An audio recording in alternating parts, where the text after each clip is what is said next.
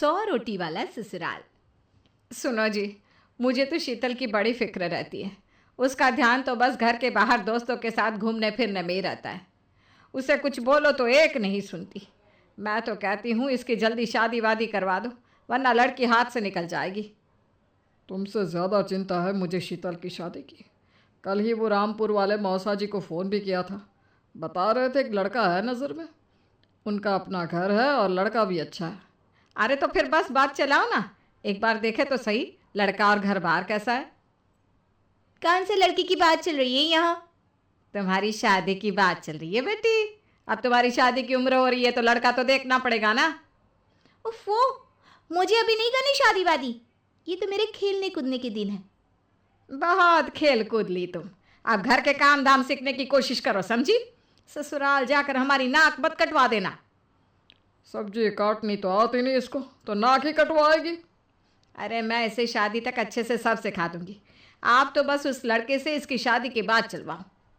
कुछ दिनों बाद कुणाल और उसकी माँ शीतल को देखने घर आते हैं। कुणाल दिखने में बड़ा ही स्मार्ट होता है। शीतल तो उसे देखती ही रह जाती है। देखो जी, हमारी कोई डिमांड तो है नहीं, बस हम चाहते हैं कि लड़की घरेलू हो, घर के सारे कामकाज संभाल ले। अब आपके परिवार में तो बस 3 ही लोग हैं, पर हमारा तो खूब भरा पूरा परिवार है। बाकी हमें लड़की के घूमने फिरने दोस्तों से मिलने से कोई दिक्कत नहीं है। घर का काम करने के बाद जो चाहे सो करे। अरे वाह, ये तो इतने बढ़िया लोग हैं। लड़का भी इतना स्मार्ट है और ऊपर से इन्हें मेरे घूमने फिरने से भी कोई दिक्कत नहीं है। हे भगवान, तूने तो बिना मांगे ही मुझे सब दे दिया। बताओ जी, और क्या चाहिए हमें? हमारी तरफ से तो रिश्ता पक्का है जी। बस फिर तो हंसी खुशी शीतल और कुणाल की शादी हो जाती है। शीतल मन ही मन बड़ी खुश होती है और उसी खुशी के साथ वो अपने ससुराल में कदम रखती है। आओ बहू, तुम्हारा अपने ससुराल में स्वागत है। ये मिलो अपने परिवार से। ये तुम्हारे ससुर जी, तुम्हारी ननद सुनीता और गीता, सुनीता के पति राजेश और उनके 2 बच्चे राजू और चिंटू। ये ना हमारे साथ यहीं रहते हैं। ये तुम्हारी दादी सास हैं और बाकी लोग अभी बाहर गए हुए हैं। इतने सारे लोग, ये सब यहीं रहते हैं इस घर में? अरे अभी तो मेरे देवर देवरानी और उनके 3 बच्चे यहाँ नहीं है। उसके मायके में भी शादी थी ना, तो बस वहीं गई है। कल तक आ जाएंगे। हे भगवान, ये घर है या धर्मशाला? ये सब एक साथ इस घर में कैसे रहते हैं? मुझे तो पता ही नहीं था इनका इतना बड़ा परिवार है। अब समझी कि कोई डिमांड क्यों नहीं की इन्होंने। ये सब चाल चले मेरे साथ। अरे बहू, खड़े खड़े क्या सोच रही हो? चलो अपने कमरे में जाकर आराम करो। जी माँ जी। अगले दिन शीतल का ससुराल में पहला दिन होता है। शीतल रसोई में जाकर सबके लिए खीर बनाने लगती है। तभी उसके ननद सुनीता आती है। अरे वाह भाभी, आज क्या बना रही हो?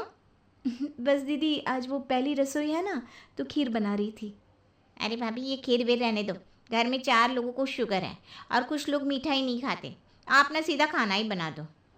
क्या फ़र्क पड़ता है, मीठा बने या नमकीन? बस बहू के हाथ की पहली रसोई होनी चाहिए ना। जी दीदी, तो फिर मैं खाना ही बना देती हूँ। आप बता दो खाने में क्या बनेगा? बस सिंपल सी कोई सब्जी बना दो, जैसे आलू गोभी या आलू मटर, और उसके साथ रोटियां सेक दो। हमारे परिवार में अब तुम्हें मिलाकर पूरे 20 लोग हो गए हैं। 15 बड़े और 5 बच्चे। बड़ों की 6-6 और बच्चों की 2-2 के हिसाब से रोटी बना देना। चलो मैं चलती हूँ, सब देख लेना। हाँ, बड़ों की 6-6 रोटी, मतलब कि 15 लोगों की 90 रोटियाँ, और बच्चों की 2-2 रोटी, मतलब 5 बच्चों की 10 रोटियाँ। 90 और 10 मतलब कुल मिलाकर 100 रोटियाँ। हाय, मैं तो मर गई। 100 रोटी अकेले कैसे बनाऊंगी? माँ, ये तुमने मेरी शादी कहाँ कर दी?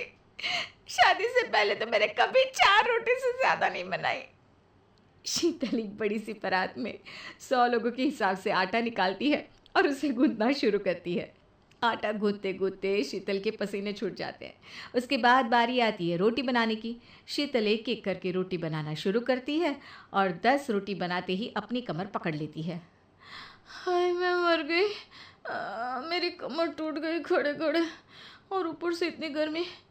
मैं 100 रोटियाँ कैसे बनाऊंगी? अरे भाभी, सब बाहर रोटियों का इंतज़ार कर रहे हैं। ज़रा जल्दी जल्दी रोटी सेक दो। सब